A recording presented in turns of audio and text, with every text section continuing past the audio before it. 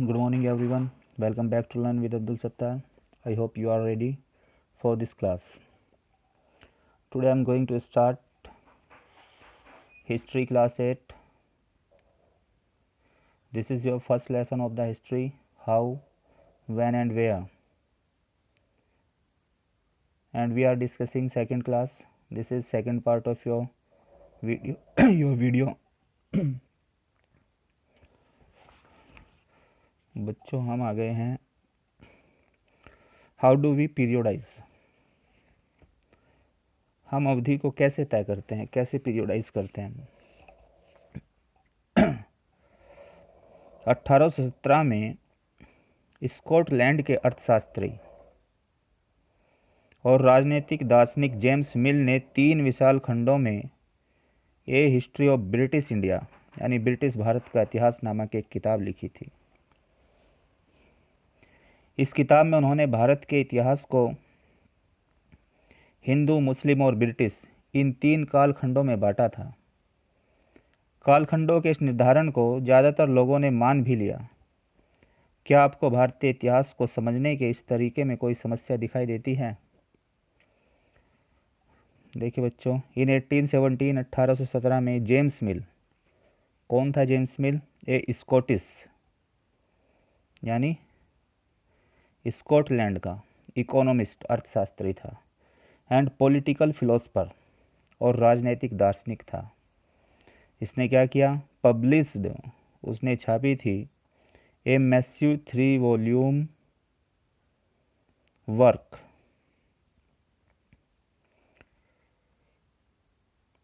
एक विशाल, मैसिव कहते हैं विशाल को, 3 वॉल्यूम में वो काम था उसका। बुक का क्या नाम था? A history of British India. In this, इसमें ही डिवाइडेड, उसने बांट दिया इंडियन हिस्ट्री, भारतीय इतिहास को, इनटू 3 पीरियड्स, 3 काल अवधि के अंदर। 3 पीरियड में उसने इंडियन हिस्ट्री को डिस्ट्रीब्यूट कर दिया, Hindu, Muslim and British. This periodisation came to be widely accepted. इस काल विभाजन को बड़े स्तर पर स्वीकार किया गया। कैन यू थिंक, क्या तुम सोच सकते हो, ऑफ एनी प्रॉब्लम, किसी प्रकार की समस्या को, विद दिस, इसके साथ, वे ऑफ लुकिंग, देखने का जो तरीका है हिस्ट्री को इस तरीके से, at Indian history, Indian history में, इंडियन हिस्ट्री को इस तरीके से देखने के बारे में क्या तुम किसी समस्या के बारे में सोच सकते हो?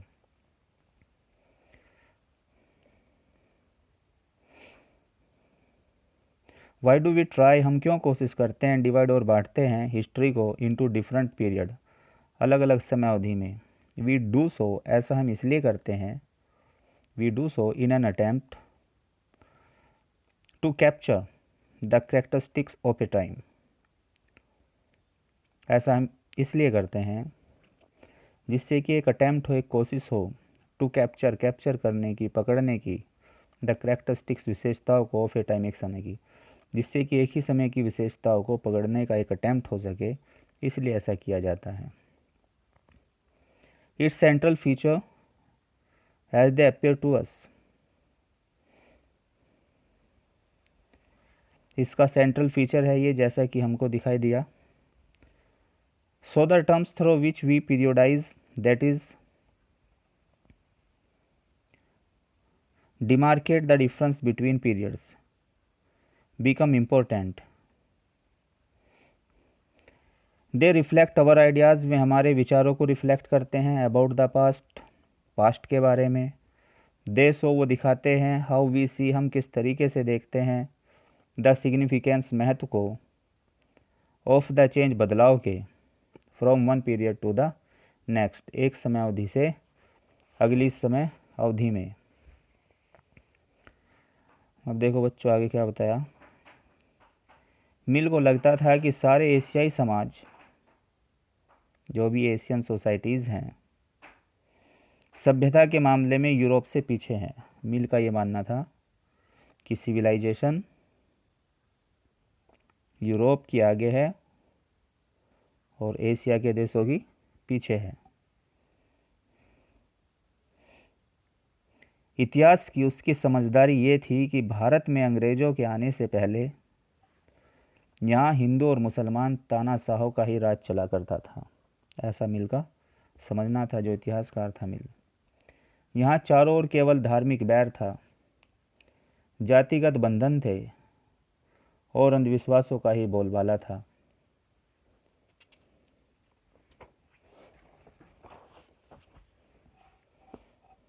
मिल की राय में ब्रिटिश शासन भारत को सभ्यता की राह पर ले जा सकता था। मिल ये मानता था कि अगर इंडिया को सिविलाइज करना है तो यहाँ पर अंग्रेज़ों का राज होना चाहिए, ब्रिटिश का रूल यहाँ होना चाहिए। इस काम के लिए ज़रूरी था कि भारत में यूरोपीय शिष्टाचार, कला, संस्थाओं और कानूनों को लागू किया जाए। मिल ने तो यहाँ तक सुझाव दिया था कि अंग्रेज़ों को भारत के सारे भूभाग पर ही कब्जा कर लेना चाहिए ताकि भारतीय जनता को ज्ञान और सुखी जीवन प्रदान किया जा सके। तो भारतीय जनता को कैसे मिलता ज्ञान? तब अंग्रेज़ों का कब्जा हो जाता, ऐसा मिल का मानना था। उसका मानना था कि अंग्रेज़ों की मदद के बिना हिंदुस्तान प्रगति नहीं कर सकता। इतिहास की इस धारणा में अंग्रेजी शासन प्रगति और सभ्यता का प्रतीक था। अंग्रेजी शासन से पहले सारा अंधकार का दौर था। क्या इस तरह की धारणा को स्वीकार किया जा सकता है? क्या इतिहास के किसी दौर को हिंदू या मुसलमान दौर कहा जा सकता है? क्या इन सारे दौर में कई तरह के धर्म एक साथ नहीं चलते थे? किस युग को केवल उस समय के शासकों के धर्म के हिसाब से तय करने की ज़रूरत क्या पड़ गई? अगर हम ऐसा करते हैं तो इसका मतलब तो आप ये कहना चाहते हैं कि औरों के जीवन और तौर तरीक़ों का कोई महत्व ही नहीं होता। हमें याद रखना चाहिए कि प्राचीन भारत के सारे शासकों का भी एक धर्म नहीं होता था, अलग अलग धर्मों के शासक हुए अलग अलग समय पर।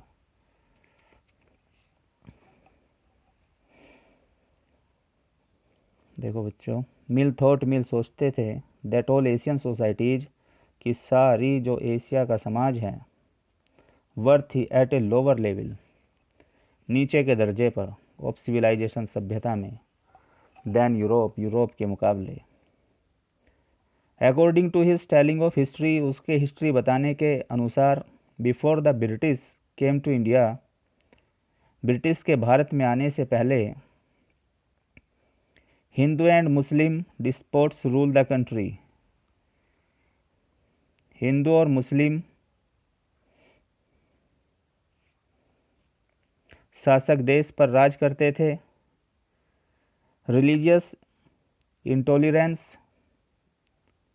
धार्मिक बैर, कास्ट ताबूज, जाति प्रथा एंड सुपरस्टिशियस प्रैक्टिस, और अंधविश्वास की प्रैक्टिस डोमिनेटेड, जोर पकड़े हुए थी। सोशल लाइफ में ब्रिटिश रूल मिल ने महसूस किया कि British rule could civilise India, Bharat को सभ्य कर सकता था। टू डू दिस, ऐसा करने के लिए इट वाज नेसेसरी, ये ज़रूरी था, टू इंट्रोड्यूस यूरोपियन मैनर्स, कि यूरोपीय तरीक़ों को लागू किया जाए। आर्ट्स, वहाँ की कलाओं को लागू किया जाए। इंस्टीट्यूशन, वहाँ के इंस्टीट्यूशन को लागू किया जाए। एंड लॉज, और कानून को लागू किया जाए इन इंडिया, भारत के अंदर। तो मिल का क्या मानना था कि अगर यूरोप के मैनर्स, आर्ट, इंस्टीट्यूशन और लॉज को इंडिया में इंट्रोड्यूस किया जाएगा, लागू किया जाएगा, तो उसको सिविलाइज बनाया जा सकता है। मिल इनफैक्ट सजेस्टेड, वास्तव में मिल ने सलाह दी, that the British should conquer all the territories in India, कि ब्रिटिश को सारे क्षेत्रों को जीत लेना चाहिए भारत के, टू एंश्योर द इनलाइटमेंट, ज्ञान को एंश्योर करने के लिए, एंड हैप्पीनेस, और खुशी को एंश्योर करने के लिए, ऑफ द इंडियन पीपल, भारतीय लोगों की। तो भारतीय लोगों के जीवन में कैसे खुशी आएगी, कैसे ज्ञान बढ़ेगा? क्या मानना था मिल का कि अगर ब्रिटिश इंडिया की पूरी टेरिटरीज, पूरे क्षेत्र पर अपना कब्जा कर ले और अपने तरीके से देश को लेकर चले। For India was not capable of progress without British help. India के लिए तरक्की करना योग्य नहीं था विदाउट ब्रिटिश हेल्प, बिना ब्रिटिश की मदद के। In this idea of history, history के इस विचार में British rule represented all the forces of progress and civilisation. British rule दर्शाता था सारी फोर्सेस, सारी शक्तियों को, प्रोग्रेस तरक्की की, एंड सिविलाइजेशन और सभ्यता की। The period before British rule was one of darkness.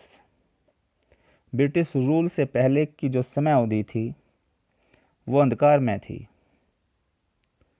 Can such a conception be accepted today? क्या इस प्रकार की अवधारणा को आज स्वीकार किया जा सकता है?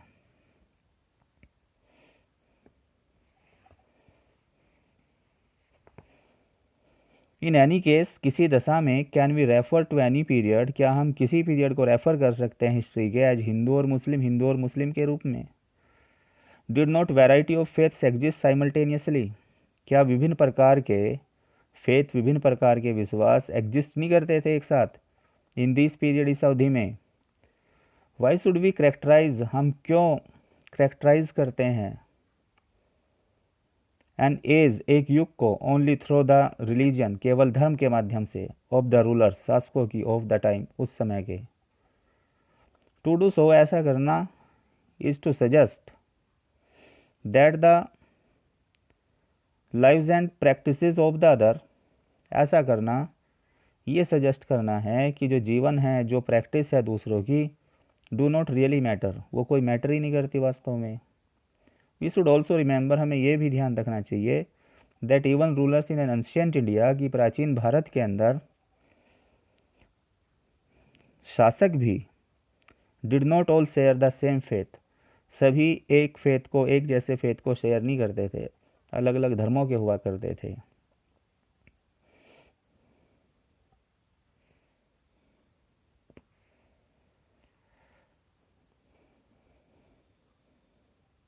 देखो बच्चों, अंग्रेजों द्वारा सुझाए गए वर्गीकरण, ये जो क्लासिफिकेशन है जो ब्रिटिश ने हमको सुझाया है,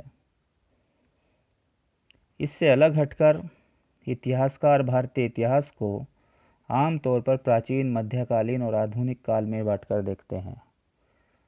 अगर मिल के तरीके से हटे तो इंडियन हिस्टोरियन ने कैसे बांटा हिस्ट्री को? प्राचीन हिस्ट्री, फिर मेडिवियल पीरियड है, मध्यकालीन हिस्ट्री, मॉडर्न पीरियड है, आधुनिक हिस्ट्री। इन तीन हिस्सों में हिस्ट्री का बंटवारा कर दिया गया। Moving away from British classification, British classification से एक तरफ हट करके हिस्टोरियन हैव यूजुअली डिवाइडेड, इतिहासकारों ने साधारणतः बंटवारा कर दिया इंडियन हिस्ट्री, भारतीय इतिहास का, इंटू मीन्स में एंशिएंट प्राचीन, मेडिवियल मध्यकालीन, एंड मॉडर्न और आधुनिक।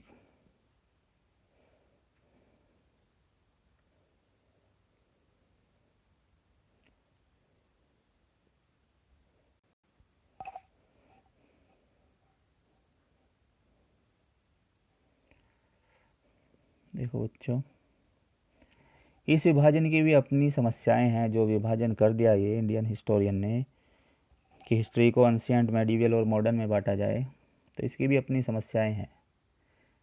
इतिहास को इन खंडों में बांटने की ये समझ भी पश्चिम से ही आई, ये भी यहाँ पैदा नहीं हुई। पश्चिम में आधुनिक काल को विज्ञान, तर्क, लोकतंत्र, मुक्ति और समानता जैसी आधुनिकता की ताकतों के विकास का युग माना जाता है। उनके लिए मध्यकालीन समाज वे समाज थे जहां आधुनिक समाज की ये विशेषताएं नहीं थी। क्या हम अपने अध्ययन के लिए आधुनिक काल की इस अवधारणा को बिना सोचे विचारे ऐसे ही अपना सकते हैं? जैसे कि आप इस किताब में देखेंगे बच्चों, अंग्रेजों के शासन में लोगों के पास समानता, स्वतंत्रता या मुक्ति नहीं थी, न ही यह आर्थिक विकास और प्रगति का दौर था। बहुत सारे इतिहासकार इस युग को औपनिवेशिक युग कहते हैं, कॉलोनियल पीरियड कहते हैं। तो फिर हम आगे पढ़ेंगे कि ये कॉलोनियल पीरियड होता क्या है, कॉलोनियल का क्या मतलब होता है।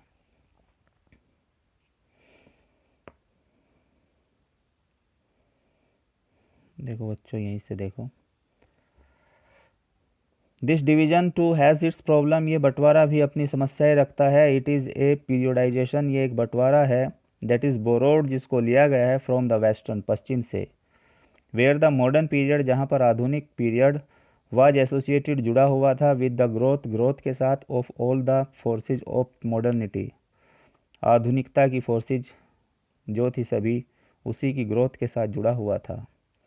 साइंस, विज्ञान, रीजन, तर्क, डेमोक्रेसी, लोकतंत्र, लिबर्टी, मुक्ति, एंड इक्वालिटी, और समानता। मेडिवियल वाज ए टर्म, मध्यकालीन एक शब्द है, यूज्ड, जिसको इस्तेमाल किया जाता था, टू डिस्क्राइब ए सोसाइटी, एक समाज को वर्णित करने के लिए, where these features of modern society did not exist, जहाँ पर मॉडर्न सोसाइटी के ये फीचर एग्जिस्ट नहीं करते थे। यानी जहाँ पर साइंस, रीजन, डेमोक्रेसी, लिबर्टी और इक्वलिटी नहीं थी, उसको कौन सा पीरियड कहा गया था? मेडिवियल पीरियड कहा गया। और जब जब ये चीज़ें आ गई, उसको मॉडर्न पीरियड कहा गया। कैन वी अनक्रिटिकली एक्सेप्ट, क्या हम बिना किसी आलोचना के, बिना किसी तर्क के स्वीकार कर सकते हैं दिस करेक्टराइजेशन, इस प्रकार की विशेषताओं को, ऑफ द मॉडर्न पीरियड, आधुनिक अवधि के, टू डिस्क्राइब द पीरियड, अवधि को वर्णित करने के लिए, ऑफ आवर स्टडी, अपनी अध्ययन की।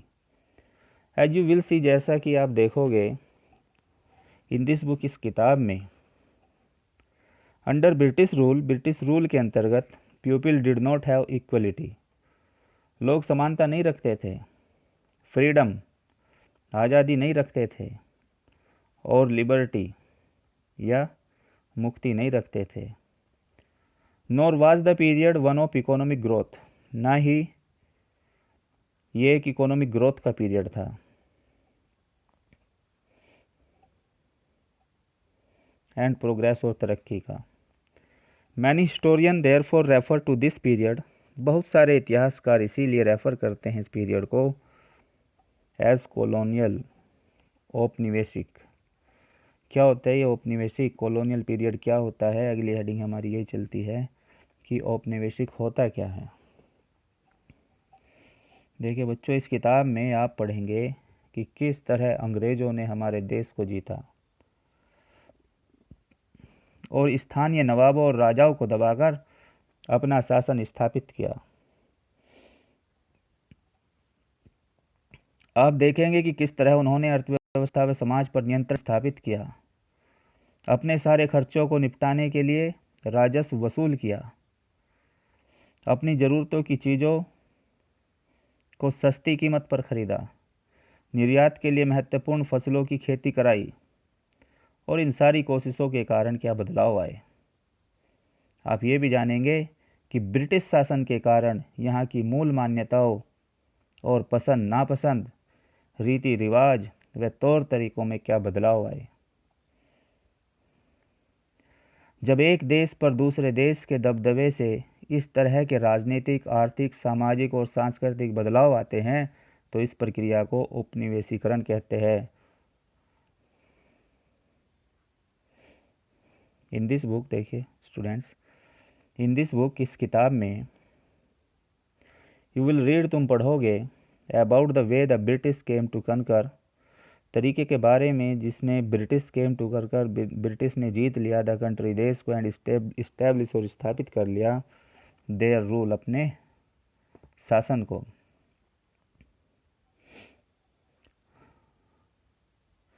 सब्जुगेटिंग local nawabs and rajas, local nawab और राजा को दबा करके। यू विल सी, तुम देखोगे, हाउ दे इस्टेब्लिश्ड, उन्होंने किस प्रकार से इस्टेब्लिश कर लिया, यानी स्थापित कर लिया, कंट्रोल, नियंत्रण, ओवर द इकोनॉमी, अर्थव्यवस्था पर, एंड सोसाइटी, और समाज पर। कलेक्टेड रेवेन्यू, लगान को वसूल किया, to meet all their expenses, अपने सारे खर्चों को पूरा करने के लिए। बोट द गुड्स, माल को खरीदा। They wanted at low prices, जिसे में चाहते थे कम कीमत पर, जो माल वो चाहते थे उसे में कम कीमत पर खरीदते थे। प्रोड्यूस्ड क्रॉप्स, उन फसलों को पैदा किया। दे नीडेड फॉर एक्सपोर्ट, जिनकी उन्हें ज़रूरत थी निर्यात करने के लिए, एक्सपोर्ट करने के लिए। एंड यू विल अंडरस्टैंड, और तुम समझोगे, द चेंजेस दैट केम, कि बदलाव जो आए थे, अबाउट एज ए कंसिक्वेंस, परिणाम स्वरूप जो बदलाव आए थे उनको समझेंगे आप। You will also come to know, तुम ये भी जानोगे, अबाउट द चेंजिंग, बदलाव के बारे में। British rule brought about in values and taste, customs and practices, जो ब्रिटिश शासक लाए वैल्यू में, टेस्ट में, कस्टम में और प्रैक्टिसेस में।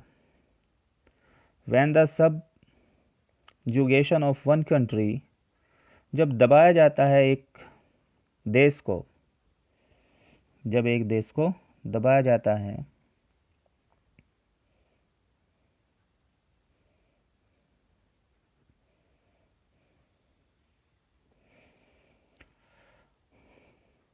बाय अनोदर, दूसरे के द्वारा, leads to this kind of political, नेतृत्व करते हुए इस प्रकार की राजनीति का, इकोनॉमिक, सोशल और कल्चरल चेंजेस का, we refer to the process as colonisation, इस प्रक्रिया को ही हम उपनिवेशीकरण कहते हैं। देखो यहाँ क्या कह रहे हैं, जब एक देश दूसरे देश पर कब्जा कर लेता है, अपने पॉलिटिक्स को, अपने इकोनॉमिक इंटरेस्ट को, अपनी सोसाइटी को, अपनी कल्चर को, इन सारी चीज़ों को दूसरे के ऊपर डाल देता है, तो ये जो प्रोसेस होता है, ये जो बदलाव का प्रोसेस है, इसी को कॉलोनाइजेशन कहा जाता है, उपनिवेशीकरण कहा जाता है। ब्रिटिश ने ऐसे ही किया, जो उन्हें पसंद था खाने में उसको लागू किया, अपनी मर्ज़ी से पॉलिटिक्स को यहाँ पर लागू किया, अर्थव्यवस्था कैसे चलनी है, कैसे नहीं चलनी, अपनी इकोनॉमी को मजबूत किया यहाँ से, सोसाइटी के अंदर अपने रीति रिवाजों को, अपनी कल्चर को यहाँ पर डाला। तो ये जो बदलाव आया, इसको क्या कहा गया, कॉलोनाइजेशन, उपनिवेशीकरण। बच्चों जल्दी आप समझ जाएंगे कि सारे वर्ग और समूह इन बदलावों को एक ही ढंग से अनुभव नहीं कर रहे थे, इसीलिए इस किताब को हमारे अतीत यानी कई अतीतों पर केंद्रित नाम दिया गया। यू विल हाउएवर फाइंड, हालांकि तुम पाओगे, दैट ऑल क्लासेज की सभी वर्ग एंड ग्रुप्स और समूह did not experience the changes in the same way, इन बदलाव को एक ही तरीके से नहीं मान रहे थे। दैट इज़ वाई, यही वजह है कि द बुक इज़ कॉल्ड, यह किताब कही जाती है, आवर पास्ट, हमारा अतीत, in the plural, plural form में। अब नेक्स्ट टॉपिक है बच्चों, हाउ डू वी नो, हम किस तरह जानते हैं। भारतीय इतिहास के पिछले 250 साल का इतिहास लिखने के लिए इतिहासकार कौन से स्रोतों का इस्तेमाल करते थे।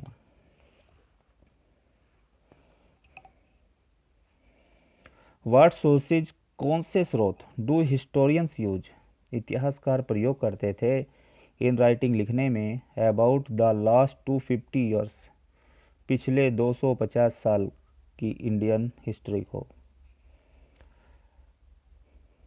एडमिनिस्ट्रेशन प्रोड्यूसेस रिकॉर्ड, प्रशासन कैसे प्रोड्यूस करता था, कैसे तैयार करता था रिकॉर्ड्स को, इस बारे में बताया गया है। अंग्रेजी शासन द्वारा तैयार किए गए सरकारी रिकॉर्ड्स इतिहासकारों का एक महत्वपूर्ण साधन होते थे।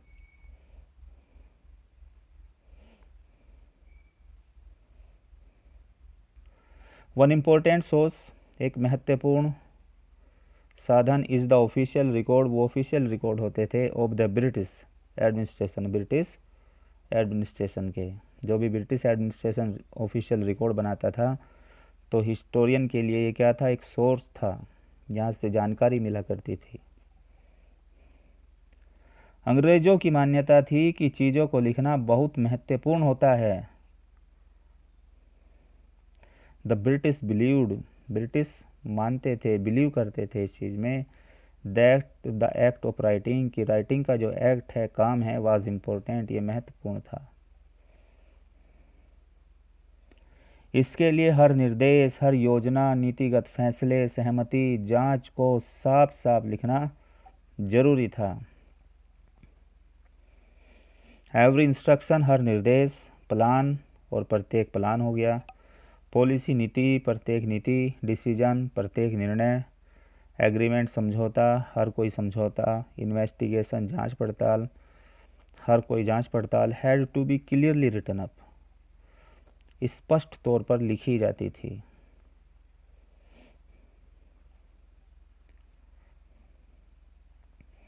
ऐसा करने के बाद चीज़ों का अच्छी तरह अध्ययन किया जा सकता था और उन पर वाद विवाद किया जा सकता था। वंस दिस वाज डन, एक बार जब ये कर लिया जाता था, ये रिकॉर्ड जब तैयार कर लिया जाता था, things could be properly studied, तो बातों का अच्छे तरीके से अध्ययन किया जा सकता था, एंड डिबेटेड, और उस पर वाद विवाद किया जा सकता था, बहस की जा सकती थी। इस समझदारी के चलते ज्ञापन, टिप्पणी और प्रतिवेदन पर आधारित शासन की संस्कृति पैदा हुई। दिस कन्विक्शन ने पैदा कर दिया एन एडमिनिस्ट्रेटिव कल्चर, एक प्रशासनिक संस्कृति को, ऑफ मीमोस, ज्ञापन की, नोटिंग, टिप्पणी करने की, एंड रिपोर्ट्स, और प्रतिवेदन तैयार करने की। अंग्रेज़ों को यह भी लगता था कि तमाम अहम दस्तावेजों और पत्रों को संभाल कर रखना जरूरी है। The British also felt, British ये भी महसूस करते थे, दैट ऑल इम्पोर्टेंट डॉक्यूमेंट्स, के सभी महत्वपूर्ण डॉक्यूमेंट्स एंड लेटर्स और प्रपत्र नीडेड, जरूरी होते थे, टू बी केयरफुली प्रिजर्व्ड, सावधानीपूर्वक रखे जाने। लिहाजा उन्होंने सभी शासकीय संस्थानों में अभिलेख कक्ष भी बनवा दिए। सो इसीलिए दे सेटअप, उन्होंने बनवा दिए रिकॉर्ड रूम, अटैच्ड, जो जुड़े हुए थे, टू ऑल एडमिनिस्ट्रेटिव इंस्टीट्यूशन, सभी प्रशासनिक इंस्टीट्यूशंस के साथ।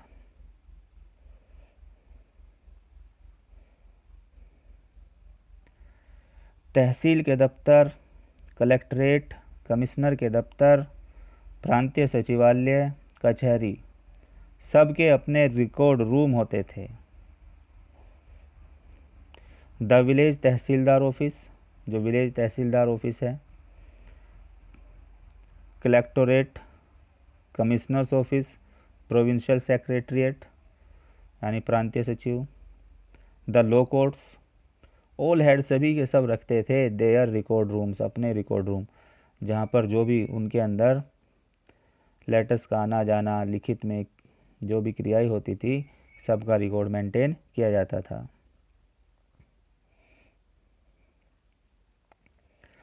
महत्वपूर्ण दस्तावेजों को बचा कर रखने के लिए अभिलेखागार और संग्रहालय जैसे संस्थान भी बनाए गए। स्पेशलाइज्ड इंस्टीट्यूशन, विशेष किस्म के संस्थान, लाइक आर्चीव्स, जैसे कि अभिलेखागार, जिसमें अभिलेख रखे जाते हैं, रिकॉर्ड रखे जाते हैं, उसको बोलते हैं आर्चीव्स, एंड म्यूज़ियम, म्यूज़ियम क्या होता है? संग्रहालय, जिसमें वस्तुओं को संग्रहित किया जाता है फ्यूचर में देखने के लिए। वर ऑल्सो इस्टेब्लिश्ड, इनको भी इस्टेब्लिश किया गया, टू प्रिजर्व इम्पोर्टेंट रिकॉर्ड्स, महत्वपूर्ण रिकॉर्ड को सुरक्षित रखने के लिए।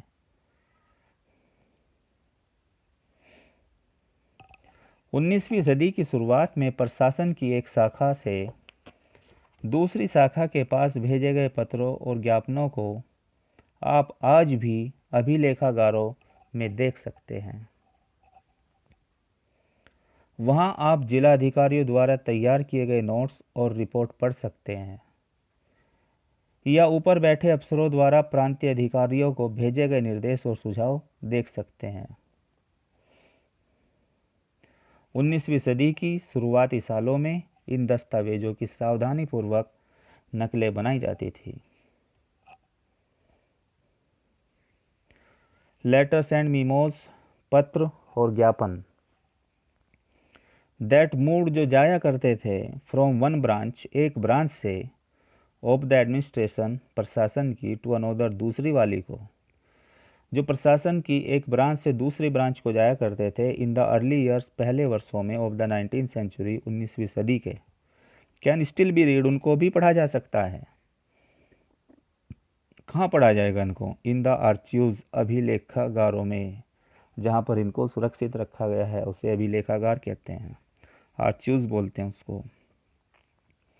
यू कैन ऑल्सो स्टडी, तुम स्टडी भी कर सकते हो, द नोट्स, टिप्पणी को, एंड रिपोर्ट्स, और प्रतिवेदनों को, दैट डिस्ट्रिक्ट ऑफिस प्रिपेयर्ड, जिनको जिले के दफ्तरों में तैयार किया गया, और द इंस्ट्रक्शंस, और उन इंस्ट्रक्शंस को, एंड डायरेक्टिव्स, और उन निर्देशों को, दैट वर सेंट, जिनको भेजा गया था, बाय ऑफिशियल्स, अधिकारियों के द्वारा, एट द टॉप, जो ऊपर के स्तर पर थे, उन अधिकारियों के द्वारा जिन्हें भेजा गया, किसको? To provincial administration, provincial administrators, प्रांतीय, जो प्रांत के अंदर प्रशासन चलाते थे, जो भी उनमें कम्युनिकेशन हुआ, लेटर्स वगैरह जो भी हैं, नोट्स हैं, रिपोर्ट्स हैं, कहाँ देखा जा सकता है उनको? आर्चीव्स में। आर्चीव्स अभिलेखागार होते हैं, जहाँ पर ये आज भी क्या है? प्रिजर्व्ड हैं, सुरक्षित हैं।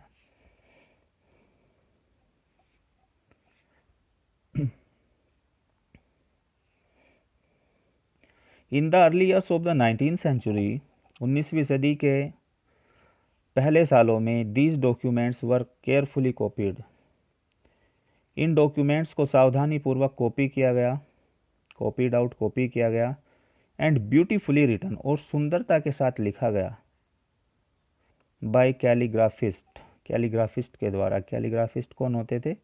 जो लिखाई का काम करते थे। दैट इज, अर्थात बाय दोज में लोग जो हु स्पेशलाइज्ड, जो स्पेशलाइज्ड थे, निपुण थे, इन द आर्ट, कला में, ऑफ ब्यूटीफुल राइटिंग, सुंदर लेख की।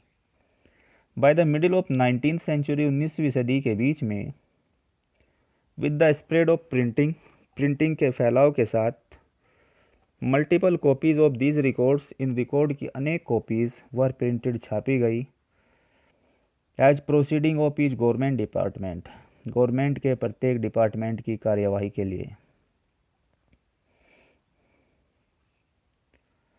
देखो बच्चों, फिगर 4 दी है, ये क्या दिखाया गया इसमें? नेशनल आर्चीव्स, ये राष्ट्रीय स्तर का अभिलेखागार है इंडिया का, जो 1920 में बना था। When New Delhi was built, जब नई दिल्ली बना, the national museum and national archives were both located close to the viceroy palace. उसी वक्त नेशनल म्यूजियम, राष्ट्रीय स्तर का जो म्यूजियम था, संग्रहालय, एंड द नेशनल आर्चीव्स, और राष्ट्रीय स्तर का अभिलेखागार, वर बोथ, दोनों के दोनों, लोकेटेड, स्थित किए गए थे, close to the viceroy palace, viceroy के महल के पास में। ऐसा क्यों किया गया? ये लोकेशन वाइसराय के महल के पास क्यों थी? दिस लोकेशन रिफ्लेक्ट्स, ये लोकेशन ही दर्शाती है, द इम्पोर्टेंस, महत्व को, दीज इंस्टीट्यूशन, इन इंस्टीट्यूशन के, हैड इन ब्रिटिश इमेजिनेशन, जो ब्रिटिश की इमेजिनेशन में थे।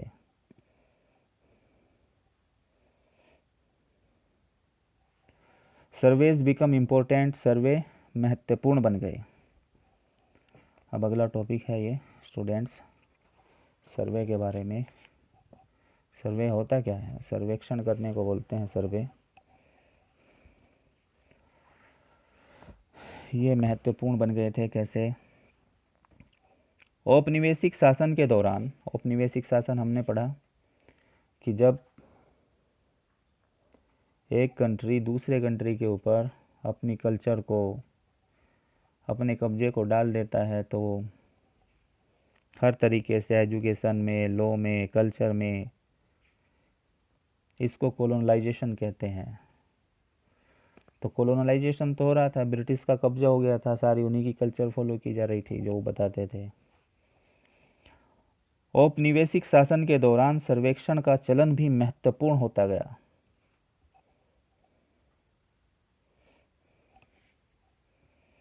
अंग्रेजों का विश्वास था कि किसी देश पर अच्छी तरह शासन चलाने के लिए उसको सही ढंग से जानना जरूरी होता है।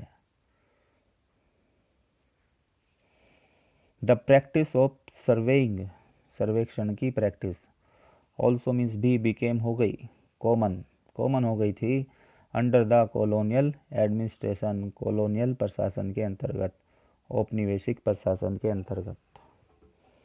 द ब्रिटिश बिलीव्ड, ब्रिटिश विश्वास करते थे that a country had to be properly known, कि एक देश को अच्छे तरीके से जाना जा सकता था।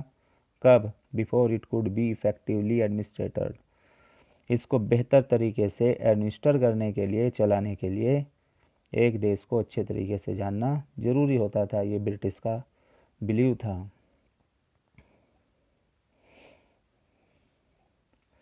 उन्नीसवीं सदी की शुरुआत तक पूरे देश का नक्शा तैयार करने के लिए बड़े बड़े सर्वेक्षण किए जाने लगे।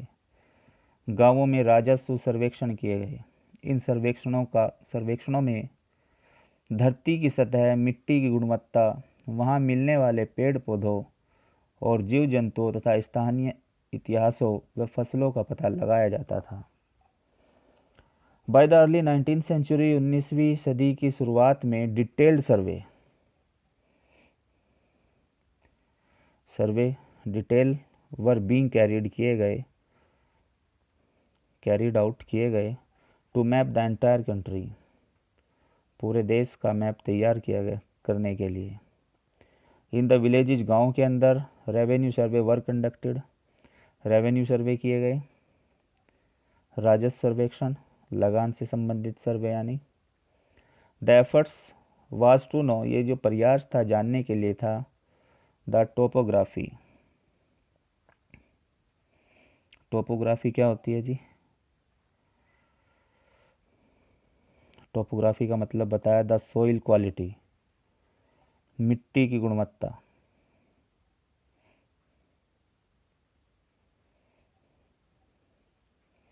टोपोग्राफी क्या बोला? धरती की जो सतह है, धरती की सतह जानने के लिए उसमें क्या क्या आता है? सोइल क्वालिटी, मिट्टी की गुणवत्ता। और फिर दूसरी बात है द फ्लोरा, फ्लोरा किसे कहते हैं? जो पेड़ पौधे वहाँ मिलते थे, फ्लोरा एंड फोना बोला जाता है पेड़ पौधों को। फिर आगे the local histories and the cropping pattern, all the facts seen as necessary to know about to administer the reason.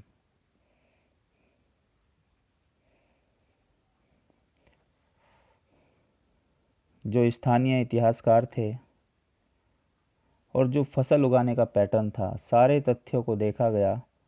इस सारे तथ्य को देखना एज नेसेसरी जरूरी था। क्यों जरूरी था? टू नो, जानने के लिए, about to administer the region, क्षेत्र पर प्रशासन चलाने के बारे में ये सारी चीज़ें जानना जरूरी था। From the end of 19th century, 19वीं सदी के अंत तक, 19वीं सदी के अंत से सेंसस ऑपरेशन वर हेल्ड, जनगणना की भी क्रियाएँ की गई एवरी 10 ईयर्स, प्रत्येक 10 वर्ष में। दिस प्रिपेयर्ड डिटेल्ड रिकॉर्ड, इन्होंने तैयार कर लिया detailed record of the number of people, लोगों की संख्या का, in all the provinces of India, इन्होंने लोगों की संख्या का रिकॉर्ड तैयार कर लिया भारत के सभी प्रांतों में। नोटिंग इन्फॉर्मेशन ऑन कास्ट, जातियों की इन्फॉर्मेशन को नोट कर लिया, जाति के आधार पर, रिलीजियंस, धर्म के आधार पर, एंड ऑक्यूपेशन, कामकाज के आधार पर। There were many other surveys, अन्य सर्वे भी थे। बोटनिकल सर्वे था, जूलॉजिकल सर्वे था, आर्कियोलॉजिकल सर्वे था, एंथ्रोपोलॉजिकल सर्वे था, फॉरेस्ट सर्वे था, ये सर्वे भी की गए। बोटनिकल सर्वे क्या होता है? वानस्पतिक सर्वेक्षण, वनस्पति कैसी है, कहाँ की। जूलॉजिकल होता है प्राणी से संबंधित, कहाँ कौन से प्राणी पाए जाते हैं। एंथ्रोपोलॉजिकल क्या होता है, पुरातत्वीय सर्वेक्षण। और फॉरेस्ट सर्वे, जंगल से संबंधित सर्वेक्षण। अब नेक्स्ट टॉपिक देखिए बच्चों,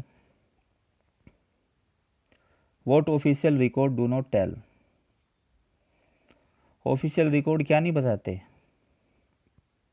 क्या चीज़ है जो ऑफिशियल रिकॉर्ड से पता नहीं चलती, ये बात बताई गई है इसमें।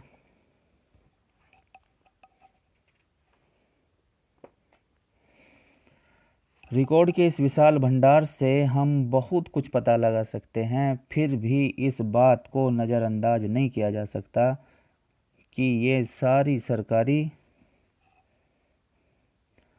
सरकारी रिकॉर्ड हैं। इस बात को हम नज़रअंदाज नहीं कर सकते कि ये सब सरकारी रिकॉर्ड हैं। इनसे हमें यही पता चलता है कि सरकारी अफसर क्या सोचते थे, उनकी दिलचस्पी किन चीज़ों में थी और बाद के लिए वे किन चीज़ों को बचाए रखना चाहते थे। इन रिकॉर्ड से हमें ये समझने में हमेशा मदद नहीं मिलती कि देश के दूसरे लोग क्या महसूस करते थे और उनकी कार्यवाहियों की क्या वजह हुआ करती थी।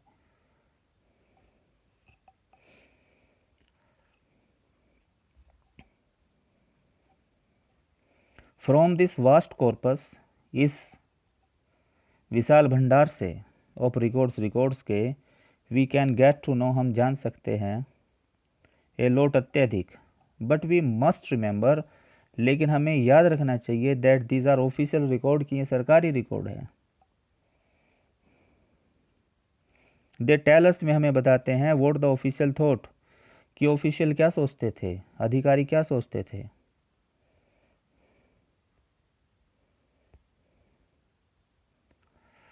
What they were interested in, किस चीज़ में वो इंटरेस्टेड थे। एंड व्हाट दे विश्ड, और क्या में क्या इच्छा रखते थे, टू प्रिजर्व फॉर पोस्टेरिटी, आगे के लिए संरक्षित करने के लिए उनकी किस चीज़ की इच्छा थी। These records do not always help, ये रिकॉर्ड हमेशा मदद नहीं करते हैं हमारी अंडरस्टैंड, समझने में, vote other people in the country felt, कि देश के दूसरे लोग क्या महसूस करते थे, एंड वोट ले बिहाइंड देयर एक्शन, और उनकी क्रियाकलाप के पीछे क्या कारण होता था। तो सारे रिकॉर्ड बनते थे ऑफिशियल्स के लिए, अधिकारियों के हिसाब से। देश की जो आम जनता थी उनका कोई रिकॉर्ड तैयार नहीं किया जाता था, उनकी कोई सोच, उनके कामकाज, उनकी गतिविधियाँ, इन चीज़ों का कोई रिकॉर्ड तैयार नहीं होता था। इन बातों को जानने के लिए हमें कहीं और देखना होगा। जब हम ऐसे दूसरे स्रोतों को तलाशते हैं तो उनकी भी कोई कमी नहीं रहती, मिल ही जाते हैं कहीं ना कहीं। लेकिन सरकारी रिकॉर्ड के मुकाबले उन्हें ढूंढना ज़रा मुश्किल साबित होता है, क्योंकि सरकारी रिकॉर्ड तो एक जगह रहते हैं। इस लिहाज से लोगों की डायरियाँ, लोग अपनी डायरी में नोट कर लेते थे कि हाँ कहाँ पर क्या गतिविधि हो रही है। तीर्थ यात्री होते थे, यात्रियों के संस्मरण, उन यात्रियों की यादगार होती थी जो घूमते थे एक देश से दूसरे देश में। महत्वपूर्ण लोगों की आत्मकथाएं हैं, और स्थानीय बाज़ारों में बिकने वाली लोकप्रिय पुस्तिकाएं, उनमें भी वो बातें लिखी जाती थी कि आम जनता की सोच क्या है। ये सब महत्वपूर्ण हो जाती है। जैसे जैसे छपाई की तकनीक फैली, अखबार छपने लगे और विभिन्न मुद्दों पर जनता में बहस भी होने लगी। नेता और सुधारकों ने अपने विचारों को फैलाने के लिए लिखा, कवि और उपन्यासकारों ने अपनी भावनाओं को व्यक्त करने के लिए लिखा। लेकिन ये सारे स्रोत उन लोगों ने रचे हैं जो पढ़ना लिखना जानते थे। इससे हमें यह पता नहीं लगा सकते, इस बात से हम, कि आदिवासी और किसान, खादानों में काम करने वाले मजदूर, सड़कों पर ज़िंदगी गुजारने वाले गरीब, किस तरह से अनुभव थे उनके, कैसे उनकी गुजर बसर हुआ करती थी। अगर हम थोड़ी और कोशिश करें तो हम इस बारे में भी जान सकते हैं। जैसे जैसे आप इस किताब में आगे बढ़ेंगे आपको ये बात समझ में आने लगेगी।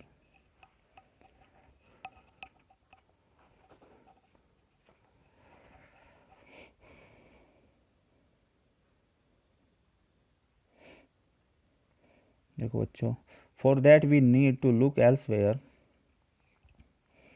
इस चीज़ के लिए हमें ज़रूरत है कहीं और देखने की। When we begin to search for these, जब हम इनके लिए सर्च शुरू करते हैं, अदर सोर्सेज, दूसरे स्रोतों की, वी फाइंड, हम उन्हें पाते हैं, दैम, उनको, इन प्लेंटी, प्रचुर मात्रा में, तो खूब मात्रा में हमको में मिलते हैं। दो, हालांकि they are more difficult to get, उन्हें प्राप्त करना बहुत मुश्किल होता है, than official record, official record के मुकाबले। We have diaries of people, हम लोगों की डायरी रखते हैं। अकाउंट्स ऑफ पिलग्रिम्स, जो धार्मिक यात्रा करते हैं उनके अकाउंट्स होते हैं, जो ट्रेवलर्स होते हैं। लोगों की ऑटोबायोग्राफी हैं, जो महत्वपूर्ण पर्सनैलिटी हैं, बड़े बड़े लोग हैं जो घूमा करते हैं, अपने विचार बताते हैं, ऑटोबायोग्राफी लिखते हैं। आत्मकथा अपने बारे में लिखते हैं, यानी उनमें कब कहाँ गए, क्या देखा, लोगों से मिले, कैसे बात करते थे, कहाँ क्या समस्या थी लोगों की, सब कुछ ऑटोबायोग्राफी में उनकी लिखा होता है। उससे भी बहुत कुछ पता चलता है। एंड पॉपुलर बुकलेट, और प्रसिद्ध जो बुकलेट्स थी, that were sold in the local बाज़ार, जो लोकल बाज़ार में बेची जाती थी। एज प्रिंटिंग स्प्रेड, जैसे ही प्रिंटिंग का फैलाव हुआ, न्यूज़पेपर वर पब्लिश्ड, अखबारों को छापा गया। And issues were debated in public, और मुद्दों को पब्लिक के बीच में वाद विवाद किया गया। लीडर्स एंड रिफॉर्मर्स, नेता और सुधारक, wrote to spread their ideas, उन्होंने अपने विचारों को फैलाने के लिए लिखा। पोएट और नॉवलिस्ट, कवि और नॉवलिस्ट ने रोट, लिखा, टू एक्सप्रेस देयर फीलिंग, अपनी फीलिंग को व्यक्त करने के लिए। ऑल दीज सोर्सेज, ये सारे सोर्स, हावेवर, हालांकि, वर प्रोड्यूस्ड बाय दोज, उनके द्वारा ही तैयार किए गए थे, हु वर लिटरेट, जो पढ़े लिखे थे। फ्रॉम दीज, इनसे, we will not be able to, हम योग्य नहीं हो पाएंगे, टू अंडरस्टैंड, समझने में, हाउ हिस्ट्री वाज एक्सपीरियंस्ड, कि हिस्ट्री कैसी थी, and lived by the tribals, और कैसा जीवन जिया जाता था ट्राइबल्स के द्वारा। एंड द पीजेंट्स, और किसानों के द्वारा। द वर्कर्स, मजदूरों के द्वारा कैसा जीवन था। इन द माइंस, खानों में, जो खान में काम करते थे। और द पुअर, और गरीबों का कि क्या क्या जीवन था गरीबों का। ऑन द स्ट्रीट्स, गलियों पर। Getting to know their lives, उनके जीवन के बारे में जानने के लिए, is a more difficult task, ये और भी ज़्यादा मुश्किल काम हो जाता है। हालांकि, येट, हालांकि, फिर भी, दिस कैन बी डन, ये किया जा सकता है। If we make a little bit of effort, अगर हम थोड़ा सा और ज़्यादा प्रयास करें। When you read this book, जब तुम इस किताब को पढ़ते हो, यू विल सी, तुम देखोगे, how this can be done, कि इसको कैसे किया जा सकता है। कंप्लीट हो गया बच्चों ये लेसन। अब एक्सरसाइज की बात करेंगे हम नेक्स्ट वीडियो में। Have a nice meeting.